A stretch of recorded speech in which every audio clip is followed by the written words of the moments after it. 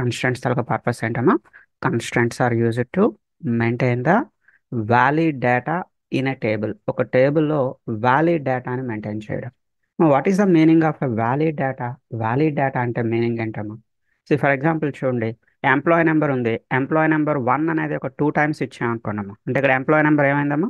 Duplicate అయింది కదా. అంటే the same employee number is given to 2 employees. ఇద్దరు ఎంప్లాయీస్కి ఒకటే నెంబర్ ఉంటుందా అంటే నో, ఇట్ ఈస్ ఇంపాసిబుల్. ఇద్దరు ఎంప్లాయీస్కి ఒకటే నెంబర్ ఉండదు. It is a invalid data. ఇది ఒక ఇన్వాలిడ్ డేటా. ఇలా ఇన్వాలిడ్ కాకుండా వ్యాలిడ్ డేటాని మెయింటైన్ చేయడానికి మన దగ్గర ఉన్న కాన్సెప్ట్ ఏంటమ్మా? కన్స్ట్రెంట్స్.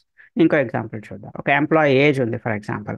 సో ఎంప్లాయీ ఏజ్ మీరు ఒక 90 ఇయర్స్ ఇవ్వడానికి ట్రై చేస్తున్నారు, లేదా ఎంప్లాయీ ఏజ్ 200 ఇయర్స్ అని ఇచ్చారు, లేదా 300 ఇయర్స్ అని ఇచ్చారు.